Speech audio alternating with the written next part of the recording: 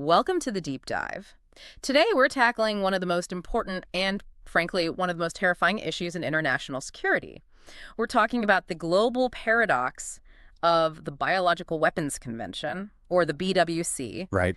This is a landmark treaty. It bans an entire class of catastrophic biological weapons, but, and this is the key, it operates almost entirely without a verification system. It really is. It's essentially a disarmament regime that's built on a colossal honor system. A colossal honor system, I like that. And it's the ultimate test, of international norms versus geopolitical reality. Our mission today is to really unpack the BWC's complex history.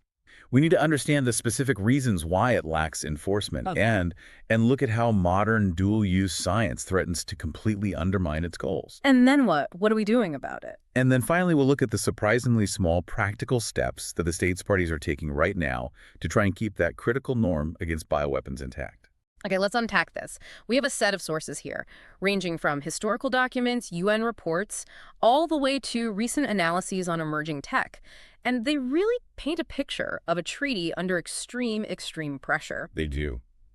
So I think we need to start with the treaty's origin story, because how quickly it was negotiated is, it's central to understanding its fundamental vulnerability today. So when you look at the whole landscape of global arms control, the Biological Weapons Convention, which was signed back in 1972, it holds a very specific, almost unique place. Why is it considered a first-of-its-kind treaty? What made it so important?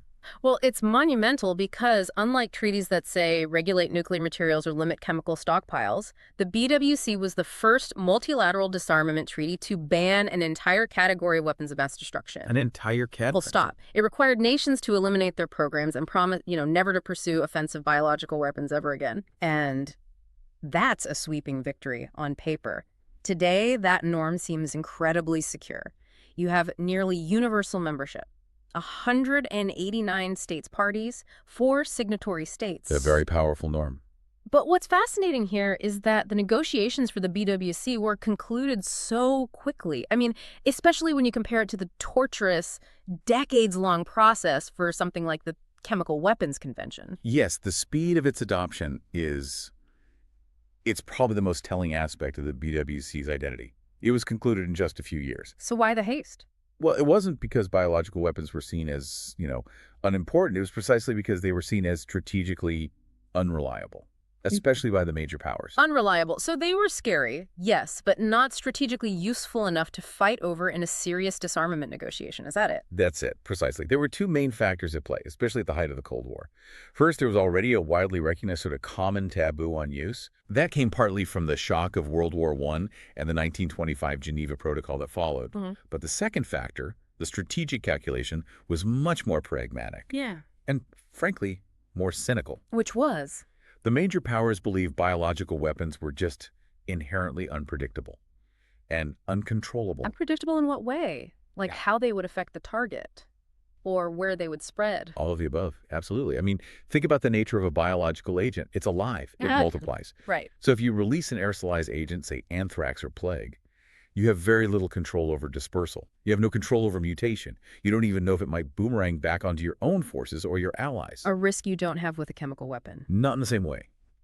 Chemical weapons, particularly nerve agents, are fast, they're immediate, and they're relatively localized. Biological weapons, they pose the risk of an uncontrollable pandemic.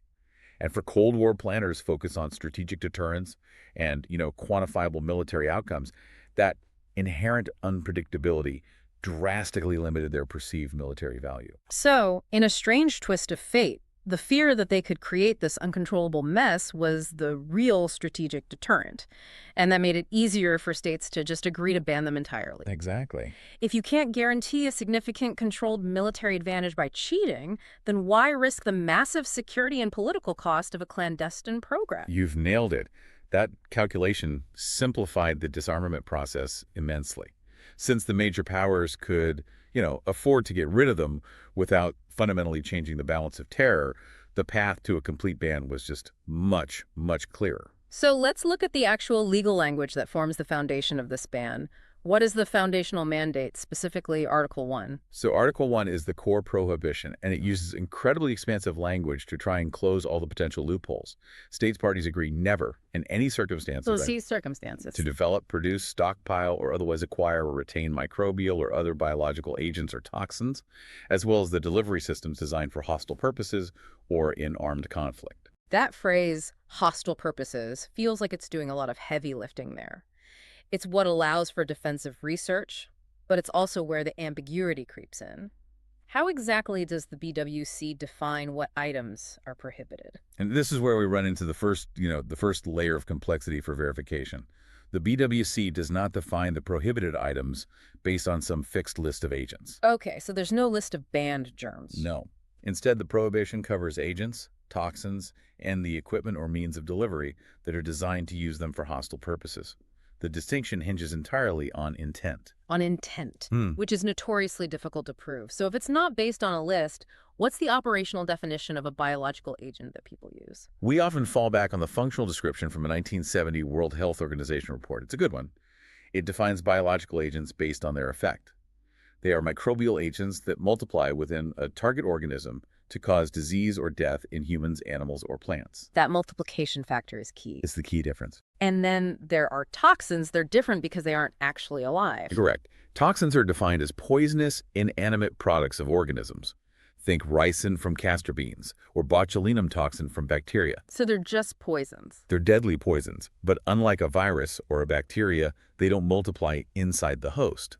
And this distinction is critical because it highlights the overlap with the chemical weapons regime, which I'm sure we'll get into later. We will. But for the BWC, it means the prohibition covers both living pathogens and their synthesized or naturally derived poisons, the whole spectrum. So before the BWC banned everything, there was that earlier, much more limited agreement. Let's quickly set the historical stage with the 1925 Geneva Protocol. Right. The Geneva Protocol was established in the wake of the absolute horrors of World War I, where chemical agents like mustard gas were deployed on a massive scale. Unimaginable. And the protocol banned the use of asphyxiating, poisonous, or other gases, and also what they called bacteriological or biological methods of warfare. It was a use ban, not a development or production ban, and that's the critical weakness that the sources really highlight. Exactly. And that weakness was catastrophic in terms of stockpiling incentives. Right.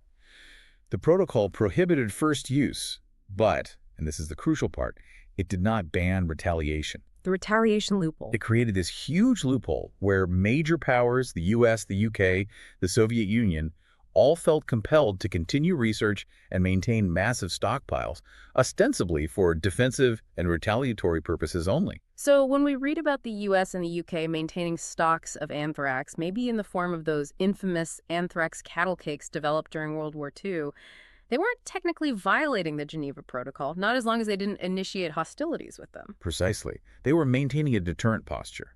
The BWC in 1972 stepped in to expand this prohibition completely. How? It formally renounced the production, stockpiling, and transfer of these weapons entirely. It limited military programs strictly to defensive research and development. This transformation, moving from don't use it first to don't even make it, was a massive moral and diplomatic victory. A huge step forward. It established a very powerful international norm, but it came at a practical cost. And that cost is the absence of verification, the massive shadow hanging over the treaty's effectiveness. Let's dive into that critical flaw next. Okay, we've established that the BWC is a powerful norm, but it lacks teeth. It doesn't have an inspectorate. It doesn't have an organization. It doesn't have the regular intrusive visits that define the nuclear or chemical weapons regimes. What is the fundamental underlying reason for this missing enforcement mechanism? The core issue, the sort of insurmountable barrier, is the inherent dual-use nature of modern biology. The dual-use problem. This challenge, coupled with the political decision to just proceed with the treaty without a ready-made inspection system, that's what led to our current dilemma. Unlike the chemical or nuclear regimes, where you have these dedicated organizations, the OPCW, the IAEA overseeing compliance, the BWC is essentially a club with no security guards. Let's really elaborate on that dual-use challenge because it's not an abstract concept. It is the day-to-day reality of life sciences research today. Why is verifying biology so fundamentally different from, say, counting nuclear centrifuges or tracking vast quantities of chemical precursor agents. Okay, imagine trying to verify the difference between a facility that's producing a life-saving vaccine and a facility producing a weaponized pathogen. The challenge is in distinguishing intentions, not materials or equipment. Because the equipment is the same. It's the exact same. The infrastructure you need to grow massive quantities of bacteria or culture viruses, the fermentation tanks, the high containment laboratories, the purification equipment, those are the exact same tools used for legitimate pharmaceutical, medical, and even food production. It's not just the equipment, right? It's the agents themselves. Give us a concrete example of a pathogen that really illustrates this ambiguity perfectly. Botulinum toxin is a Yeah. perfect example. It's one of the most potent toxins known to science. Right. In its purified, minute doses, it's a global commercial success Botox. It's used for cosmetic procedures and treating dozens of medical conditions, like chronic migraines or muscle spasms. Billions of dollars in legitimate uses. But if you purify that same toxin, Yeah. produce it on a massive scale, and then package it into an aerosol delivery system, it becomes a devastating lethal bioweapon. So the facility that's making a popular wrinkle treatment could, with minimal modification, be weaponizing a mass casualty agent. Yes. And the only real differentiator is the state's intent, maybe the scale of production, and the design of the delivery vehicle. Exactly. And biologically, the deception logistics were so much simpler than in other WMD regimes. Nuclear programs require massive multi-year construction projects, reactor cores, enrichment facilities that you can see via satellite and require thousands of specialized personnel. Right, they're hard to hide. Very hard. Complex chemical weapons production involves unique, dedicated precursor chemicals that you can track. Biological programs, on the other hand, can be small, they can be quickly scaled up, they require very few highly specialized personnel, and they can often be hidden within legitimate civilian infrastructure. Which makes compliance verification through traditional means almost impossible. Significantly harder, yes. The consensus among analysts is that this structural deficit has seriously undermined the treaty's effectiveness, and it's opened the door for systematic violations. Given that the problem was so clear, there was a monumental effort to fix it. We have to talk about the collapse of the verification protocol negotiations, which spanned 6 years. What were the hopes for that? The hope was to finally give the BWC the teeth it so desperately needed. Starting in 1994, an ad hoc group met, I think it was 24 times over 6 years, from 1995 to 2001, and they were attempting to negotiate a legally binding verification protocol. The goal was nothing less than establishing a mechanism comparable to the IAEA or the OPCW.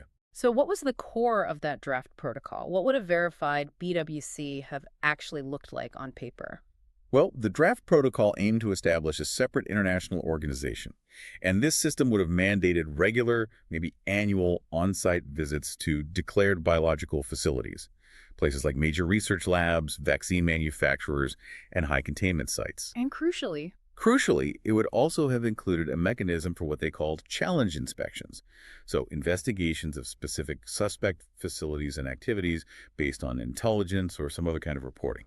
that sounds like precisely what was needed. So why did it fail? What was the point of no return? Well, consensus was elusive throughout the whole process. It was hampered by disagreements over really fundamental issues, particularly the scope of on-site visits and the use of export controls. But the process officially collapsed in July 2001. That's when the George W. Bush administration delivered a decisive final rejection of the entire draft protocol. Okay, and what was the specific rationale provided by the U.S.? This really gets to the tension between security and commerce, right? It does. The U.S. assertion was twofold. First, they argued the protocol would not significantly improve compliance assurance. They said that cheaters would still find ways to circumvent inspections, just given the ease of concealing biological programs. Okay, that's a security argument. Right. But the second assertion was where the commercial interest came into sharp focus. The argument was that the proposed mandatory inspections and the sharing of proprietary information would seriously harm U.S. national security interests, particularly in biodefense. And equally, it would compromise the highly competitive U.S. biotechnology and pharmaceutical industries. So, an inspector from an international organization shows up at a massive pharmaceutical company, and they could potentially learn state secrets about a new drug or a proprietary vaccine development process. That represents billions in intellectual property. That was the fear. Exactly. The fear was that the inspection regime would function as a vehicle for industrial espionage, whether it was intentional or not. It could compromise patented processes and research secrets that give companies their competitive edge. And the difficulty of writing a protocol that could secure that IP while also ensuring effective verification proved politically to be too high a hurdle to clear. It was. It was the final nail in the coffin. That moment, the rejection in 2001, that was a real low point that left the BWC in what a lot of people called the doldrums. Yeah. So what immediate alternatives were proposed to salvage the situation? The U.S., recognizing they had to do something, immediately counterproposed a package of measures. It's often referred to as the Bolton's package at the time. And it pivoted the focus away from international external enforcement to internal national self-policing. What were the key elements of that shift in focus? It was a very practical, domestic-focused list. It called for all states parties to enact national legislation criminalizing the acquisition, production, and possession of biological weapons. Yeah. It also included restricting access to particularly dangerous pathogens, developing standardized ethical codes for scientists, strengthening WHO disease surveillance to detect outbreaks more quickly, and finally, supporting the existing, so admittedly weak, UN mechanism for field investigations. So the whole idea was to impose strict internal self-policing and transparency measures instead of accepting intrusive international inspections. That was the new paradigm. Yet for 2 decades, a lot of analysts believed that returning to formal verification negotiations was, and I'm quoting here, neither realistic nor practicable. Have we seen any genuine shift in political will since then? Surprisingly, yes.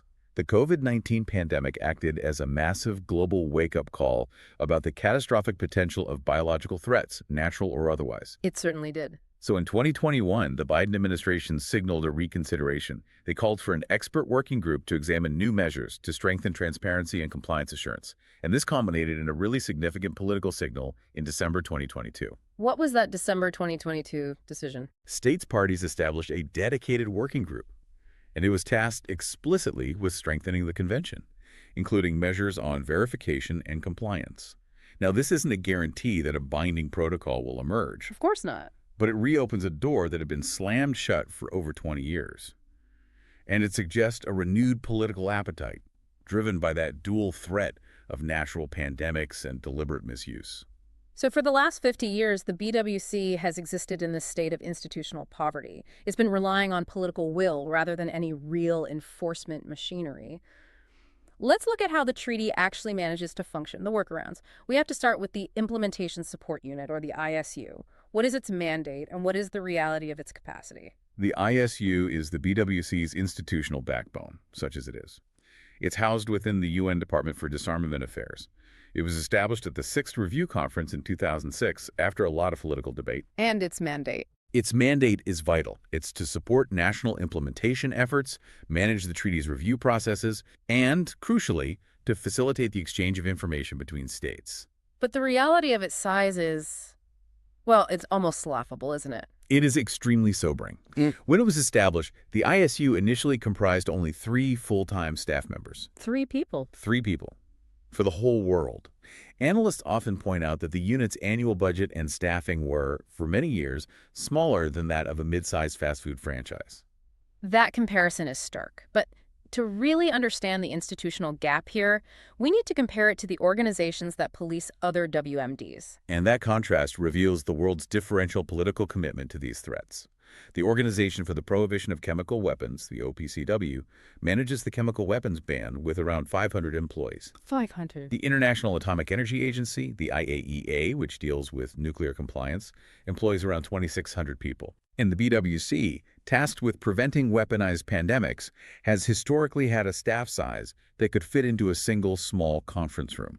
So if the ISU is that small, what can 3 or 4 people actually achieve? What are its vital functions beyond just being, a mailing address? Their functions are essential, but they are administrative. First, they manage the entire review conference and intersessional process. They coordinate meetings. They draft documents. Okay, a secretariat role. Exactly. Yeah. Second, they are responsible for administering the online platform for confidence-building measures, or CBMs, so collecting and organizing reports. And third, they conduct capacity-building activities, helping states parties draft national legislation, designate contact points, and comply with the administrative requirements of the treaty. So without them, the whole thing would just grind to a halt. Without the ISU, the treaty would effectively cease to function as a collaborative mechanism. Has this institutional size changed at all recently, given the renewed focus on biosecurity we just talked about? Modestly. In December 2022, states parties decided to establish one new full-time staff position within the ISU, and it's funded only through 2027. One person. One person. This incremental growth, moving from 3 to 4 people, it just underscores the continuing political reluctance, particularly among some major powers, to finance or empower a large BWC bureaucracy that might eventually evolve into an inspection body. Okay, let's move on to the second major workaround. The confidence building measures, or CBMs. If there are no inspectors, these voluntary reports are supposed to promote transparency. How are they structured? CBMs are voluntary annual reports that were established over successive review conferences. They're designed to promote transparency and reduce suspicions about national activities that could potentially be dual use. The premise is, if a state is open about its legitimate defensive activities, other states will be less suspicious of covert offensive programs. So what are the key areas that states are supposed to share information on? There are 7 mandated areas. For instance, CBMA requires disclosures about national biological defense R&D programs, detailing the institutions involved. The budget. Very important. CBMG covers vaccine production facilities, which are crucial dual-use sites. CBMB asks for information on outbreaks of infectious diseases, which allows states to verify whether unusual events are natural or potentially related to misuse. And what about the legal side? That's CBME, which is critical. It covers national legislation and regulations designed to enforce the BWC domestically. They also report on past offensive activities, that's CBMF, and efforts to promote research results, which is CBMC. That sounds incredibly comprehensive. I mean, if every state admitted that, we'd have a decent baseline of knowledge about what's going on. What's the catch regarding participation? The catch is the voluntary nature, and the participation rate reflects this. The overall participation rate remains disappointingly low, only slightly above 50% of states' parties. Only half. And that's despite the launch of an online platform in 2018 to make electronic submission easier. So if the world's most powerful norm against WMDs relies on transparency and half the participants aren't being transparent, doesn't that fundamentally undermine the credibility of the entire CBM system? It absolutely undermines it. And what's more, many reports remain restricted. They're accessible only to other states' parties, not to the public or independent researchers. So no outside scrutiny. Right. When major industrial powers or states where suspicion runs high choose not to submit, the system fails to build the very confidence it was designed for. It allows states of concern to just opt out of the one mechanism designed to reduce suspicion about them. So if voluntary transparency fails and there are no inspectors, what is the nuclear option for accountability? Right. What is the formal complaint mechanism if a state party is caught red-handed? That would be the formal complaint process under Article 6. This allows any state party to lodge a complaint with the UN Security Council if they suspect a treaty breach. The UNSC? If a complaint is lodged, the Council is required to investigate the matter, and all states parties must cooperate with any ensuing investigation. And here is where political reality just hits the hardest. We run into the brick wall of the UNSC's structure. Indeed. The major drawback, the reason Article 6 is so rarely invoked, is the veto power held by the 5 permanent UNSC members: China, France, Russia, the United Kingdom, and the United States. They hold the power to veto investigations, even those concerning alleged violations of a major disarmament treaty. So if State A accuses State B and State B is politically aligned with one of the P5, that P5 member can simply shut down the investigation before it even starts. That's it. It turns a security investigation into a diplomatic political brawl. That is precisely the terrorizing effect. The process is so highly political that states are generally unwilling to invoke Article 6 unless they're absolutely certain of their evidence and the political alignment is just right. It's not an impartial judicial or enforcement mechanism. It is a political weapon. Has Article 6 ever actually been used in the BWC's 50-year history? Only once. Formally, pursuant to Article 6. That complaint was lodged by the Russian Federation in 2022 regarding U.S. biological activities. Right. And the fact that only one complaint has been formally lodged in over 50 years just highlights how politically charged and functionally ineffective the formal enforcement route really is. The BWC relies on an honor system, but history is, well, it's littered with examples of that honor system being definitively broken. Before we look at the specific cases, let's just reflect on the challenge of evidence. It's a huge challenge. Assessing the actual scope of biological activities is incredibly difficult because these programs are shrouded in intense secrecy. Right. Unlike a nuclear test or a large missile launch, which are physically undeniable, violations in the biological domain are often revealed only through accident or defection or intense sustained intelligence work. It makes it really hard to definitively distinguish a legitimate defensive program from a clear violation. Let's talk about the most definitive violation in the treaty's history, the 1979 Sverdlovsk anthrax outbreak in the Soviet Union, which was a state party to the BWC at the time. Yeah. Walk us through what happened there. This incident is a textbook case of a cover-up that was enabled by the lack of verification. In April and May of 1979, the highly militarized city of Sverdlovsk experienced this mysterious rapid outbreak of pulmonary anthrax, the most lethal form. And the death toll was severe. It was. Somewhere between 65 and 100 people died, mostly military personnel and workers from the nearby facility, but also civilians who just happened to live downwind. The Soviet Union was actively participating in the BWC, claiming full compliance. So how did they publicly explain this massive localized epidemic? They executed a massive coordinated cover-up. They claimed the outbreak was caused by contaminated meat that was bought on the black market, and that was a narrative they maintained for years. And they denied any connection to the military facility nearby. They denied any connection to the nearby military microbiology facility, which we now know was a key component of the Soviet offensive bioweapons program, known as Biopreparat. So what did subsequent investigations reveal after the collapse of the Soviet Union? Investigations determined conclusively that the cause was not contaminated meat. It was an accident at the military facility. A faulty air filter or some kind of procedural error led to the release of an aerosolized cloud of anthrax pathogen. Weaponized anthrax? Specifically, a strain that had been modified for aerosol dispersal. And that cloud just drifted downwind and infected the population. That is chilling. This was a clear, definitive breach of the BWC designed to develop and stockpile offensive weapons. And it was only confirmed when? It wasn't confirmed until 1992, well after the Cold War had ended. Russian President Boris Yeltsin finally admitted the truth, stating that their military developments were the cause. This 13-year cover-up, it just demonstrates the ultimate limit of a treaty that relies solely on national assurances and has no external check. Intelligence could suspect it, but there was no legal mechanism to force an inspection. None whatsoever. Now let's talk about Iraq, which provides a fascinating counterpoint. It's often cited as a success story for external pressure. Iraq under Saddam Hussein is critical because it demonstrated what happens when effective, intrusive verification is forced upon a regime. During the 1991 Gulf War, Saddam publicly announced that he had biological weapons, and the subsequent UN inspections carried out by UNSCOM were incredibly intrusive and persistent. And those UN inspectors, they did manage to uncover the full scope of the program despite Iraq's intense efforts to conceal it. They did. The inspection regime forced Iraq to disclose its program, which included vast quantities of weaponized anthrax, botulinum toxin, and aflatoxin. This successful, though politically coercive, inspection regime is often cited as demonstrating the technical feasibility of verifying a biological program, even if the BWC mechanism itself was too weak to mandate it. Yet, the great paradox here is that the fear of Iraq's BW program, the whole weapons of mass destruction justification, was used as a major reason for the 2003 invasion. And that fear was later shown to be baseless because the program had been largely dismantled by then. It's a tragic irony, really.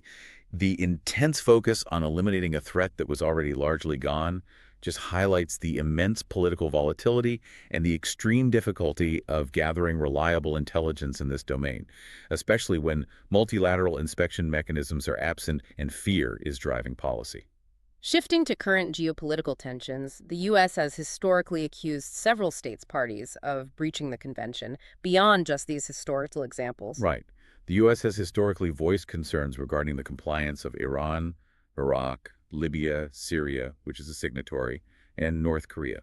And these accusations are often based on classified intelligence, which can be challenging to verify publicly. Focusing on North Korea, what is the current assessment of their program? North Korea is widely assumed and suspected to possess the largest, most advanced biological weapons program today. Now, reliable, publicly available details are sparse, and there's some skepticism over the full scope of their capabilities. But the opacity of the regime and its historical behavior lead most intelligence assessments to confirm an ongoing threat. North Korea's complete lack of transparency is precisely the kind of systemic failure the BWC was supposed to address. Finally, we should probably touch on the ongoing politically charged accusations between major powers, particularly the US and Russia, who are using these claims as tools of competition. Absolutely. We see this playing out right now.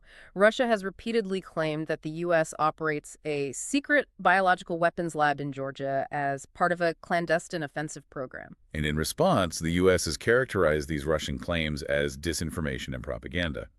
They assert that the intent is to undermine the BWC itself by casting doubt on the legitimacy of U.S. biodefense activities and by, negatively implicating the U.S. So it's just part of the information war. This ongoing exchange demonstrates how these allegations, whether they're founded or unfounded, become central elements of geopolitical competition, and they further pollute the already fragile implementation environment of the treaty. Neither side is operating in a vacuum of trust. The BWC was negotiated in 1972, long before we had the ability to easily edit genomes with things like CRISPR. This is where the challenge moves from political deadlock to an existential threat.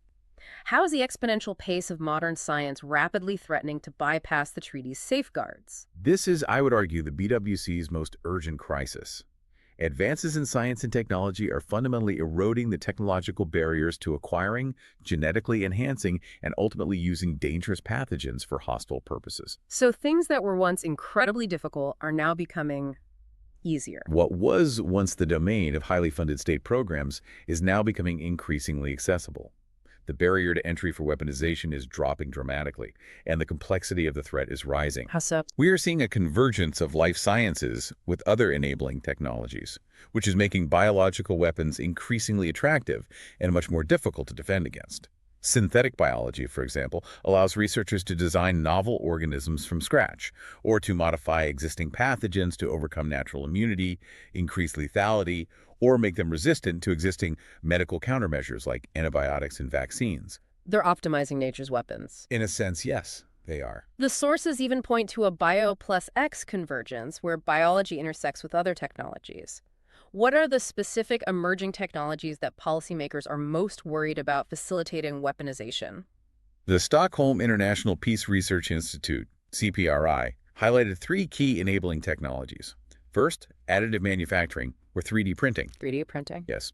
This could allow for the rapid, decentralized production of complex laboratory equipment or even components for novel delivery systems. Second, artificial intelligence and machine learning. Of course. AI. AI can rapidly sift through genomic data to optimize a pathogen's design or identify vulnerabilities in human systems. It can drastically accelerate R&D timeframes that previously took months or years. And the third? Third is robotics and automation, which can enable the safe handling and production of dangerous agents with minimal human presence. This speeds up production and enhances secrecy. So this combination, synthetic biology allowing for designer pathogens and AI and robotics allowing for their rapid small-scale production, this leads us to the high-risk scenario of ultra-targeted biological weapons. That is the ultimate policy nightmare scenario.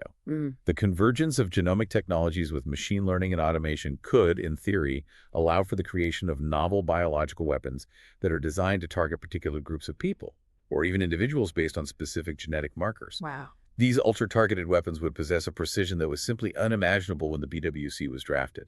While that future threat is terrifying, we should address current threats. Specifically ricin, a toxin that comes from a readily available agricultural product. Why does ricin remain such an attractive threat for non-state actors? Ricin is attractive precisely because it's relatively easy to produce from castor beans, which is a ubiquitous plant used globally for oil. So the raw materials are everywhere. They're everywhere. The toxin is highly toxic, it's relatively stable, and the manufacturing process is low-tech. It's been involved in multiple criminal and terrorist investigations, including incidents linked to groups like Al-Qaeda and the Islamic State, and even that September 2020 case targeting the White House. And what's the response? Law enforcement continuously focuses efforts on limiting access to the precursor materials and monitoring online marketplaces to try and preempt misuse. Is the same technological wave helping defense catch up, or is policy just stuck behind the pace of discovery? It's a double-edged sword. Yes, the same genomic tools significantly improve pandemic preparedness, prevention, and response. They allow for rapid sequencing of novel outbreaks and faster vaccine development. That's the upside. But policy and regulatory advancement often lag. For instance, while there are experimental ricin antitoxins and vaccines under investigation, their translation into deployable regulated countermeasures is very slow. It illustrates the regulatory lag behind the scientific potential. Before we move on to policy workarounds, we need to address that fuzzy border where biology and chemistry overlap, specifically concerning toxins, which are inanimate biological products. Where do they stand with respect to the Chemical Weapons Convention, the CWC? This overlap is a persistent source of confusion. Toxins, being poisonous, inanimate products, are commonly understood to fall within the scope of both the BWC and the CWC. The CWC specifically prohibits the development, possession, and use of toxic chemicals and their precursors. But the ambiguity arises when certain toxic chemicals, particularly central nervous system or CNS-acting chemicals, are used by non-military entities, like law enforcement. Exactly. The CWC contains a limited exception for purposes not prohibited, which generally includes law enforcement purposes, like riot control agents. But where do the highly toxic incapacitating agents fit? This debate became internationally urgent following the 2002 Moscow theater hostage crisis. Remind us of the Moscow example and the outcome of the chemical use there. In 2002, Russian forces used an aerosolized CNS-acting chemical agent, widely believed to be fentanyl derivatives, against Chechen separatists who were holding about 900 hostages in a Moscow theater. And the goal was just to knock them out. The goal was to incapacitate the separatists before the assault. But while the terrorists were neutralized, the operation resulted in the deaths of over 120 hostages, primarily due to the uncontrolled effects of the chemical agent. So it demonstrated a clear use of a toxic chemical that caused mass casualties, yet it was justified by Russia under the law enforcement exception. What was the international policy response to that event? It took nearly 2 decades to achieve clarity.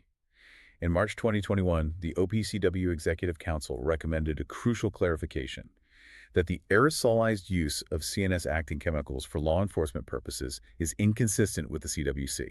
That's a big step. It's a major advance in constraining the weaponized use of these highly dangerous, incapacitating agents. However, some ambiguity still remains contested regarding the permissibility of research, development, and use of law enforcement weapons employing other forms of pharmaceutical chemicals, toxins, and bioregulators that aren't aerosolized. So since formal verification failed, and the science is just speeding up, the BWC has been forced to rely on national self-regulation to an extent that is unmatched by any other WMD treaty. Let's look at how states parties are attempting to manage their own risk. What does Article 4 require of nations regarding domestic implementation? So Article 4 is the treaty's mandate for national action. It requires states parties to take any necessary measures in accordance with their own constitutional processes to ensure the full national implementation of the BWC. What does that mean in practice? It means making the BWC legally binding within their own borders and creating the administrative machinery to enforce it.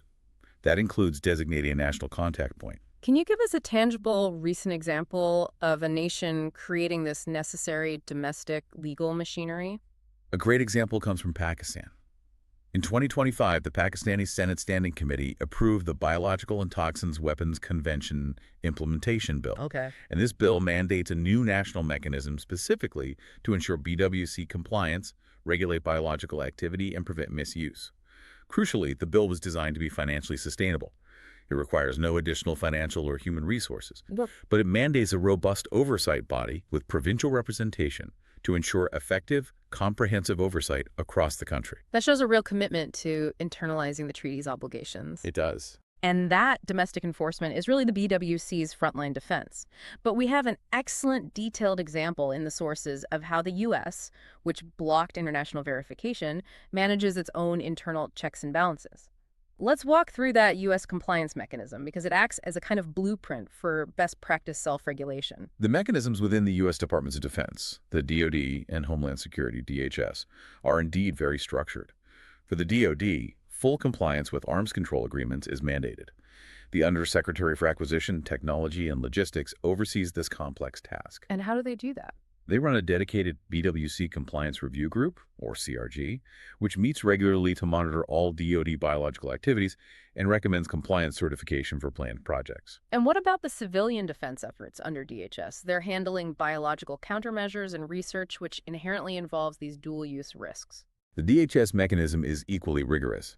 They require all relevant research and development projects, including biological countermeasures, to be assessed for arms control compliance at two key moments: at the project's inception and whenever there's a significant change in its scope or scale. And who makes the final call? The DHS-CRG, often chaired by the Deputy Secretary, makes these final compliance determinations, and they review, on average, about 150 projects a year. To make this abstract concept of self-regulation concrete for our listener, let's walk through the specific questions these internal review groups are asking to make sure a project doesn't accidentally cross the line into weaponization. This is where the rubber meets the road. They focus on three main areas. First, they ask, is the project clearly and exclusively for a prophylactic, protective, or other demonstrably peaceful purpose? If the intent is ambiguous at all, the project gets flagged. Okay, intent first. Second, they focus on scale. Are the types and quantities of biological agents or toxins being used consistent with and justified for that peaceful intent? Using massive quantities for a small-scale diagnostic test, for example, would raise a huge red flag. And what about the ultimate red line, the delivery systems? That is the third and crucial question. Does the project involve any weapons, equipment, or means of delivery that are designed to use agents or toxins for hostile purposes or in armed conflict? For example? If the project involves developing an aerosol dispersal device, the intent immediately shifts to hostile use, regardless of the agent being used. These detailed internal reviews, they're not only critical for preventing inadvertent noncompliance, but they also provide internal reassurance of adherence, which can then be shared diplomatically. Moving back to the international arena, since the verification protocol failed, the main venue for collective progress has been the review conferences. What is their strategic purpose? Review conferences are periodic, formal reviews mandated every 5 years to ensure the BWC's effective operation. Their primary objective is to review the treaty's articles and, crucially, to take into account any new scientific and technological developments. Which allows the treaty to at least try and keep pace with the exponential growth of dual-use science we were just discussing. That's the idea, yes. You mentioned that the post-2001 period was known as the doldrums. Was there a moment when these conferences actually broke through that stagnation? Yes. The Sixth Review Conference in 2006 was considered a significant success, precisely because it pivoted away from the doomed verification debate.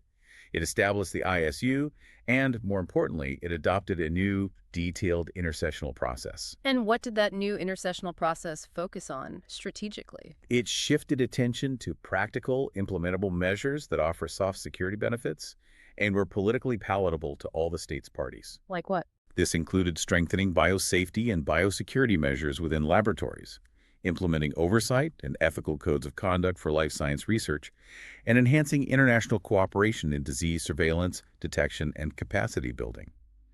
This strategic pivot ensured the treaty's mechanism remained active and focused on concrete security improvements, even without inspection rights. Finally, let's talk about the role of non-governmental groups, experts, and civil society. They often operate in the shadows of these major negotiations.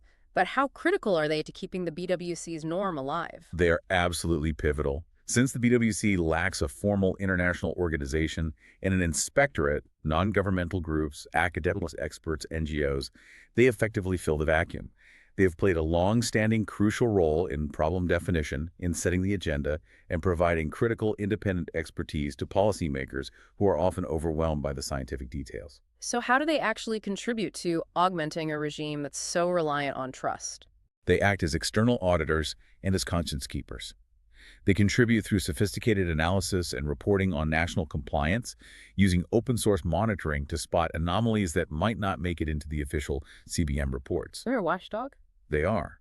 They constantly raise concerns about the integrity of norms, for instance, regarding those incapacitating agents under the CWC, and they are the primary source of innovative thinking on new verification concepts for the BWC. Crucially, their engagement helps foster a culture of responsibility within the global scientific community, which is the ultimate safeguard against misuse. So they are essentially doing the heavy lifting of maintaining expertise and critical analysis that a properly funded ISU or international organization should be doing. Precisely. They are indispensable for a regime built on trust and voluntary transparency, ensuring that governments and scientists are constantly reminded of their obligations and the risks inherent in dual-use research. This deep dive into the Biological Weapons Convention, it reveals an extraordinary story of both success and vulnerability. We have a historic disarmament treaty that banned an entire class of WMDs, but one that is now operating under immense escalating pressure. And that core vulnerability is just undeniable. The lack of formal, mandatory verification, a failure driven by the inherent dual-use nature of biology, and, of course, political deadlock.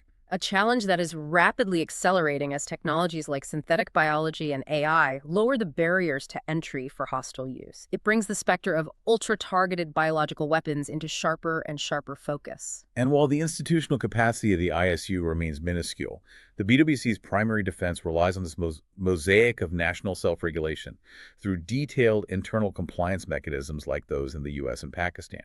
And that's coupled with the voluntary but incomplete transparency of the confidence-building measures. The BWC is a testament to the power of international norms, but it's also a stark warning about their fragility when they are not backed by enforcement. We've established that the treaty relies so heavily on individual nations upholding transparency and self-regulation, especially through mechanisms like CBMs. But given that only about half of the state's parties even bother to submit CBMs, and that core biological weapons programs are intentionally built around intense secrecy, what potential exists in bilateral or regional peer review transparency exercises? It's something some states' parties have tentatively explored. Right. Could that be a way to generate trust and build confidence? Could small-scale, peer-driven inspections, maybe focused only on regional competitors or neighboring states, be a pragmatic way to secure confidence and circumvent the decades-long process of trying to establish a global verification organization? That is the essential political and technical frontier. The failure of the global verification effort does not mandate the failure of verification at smaller scales.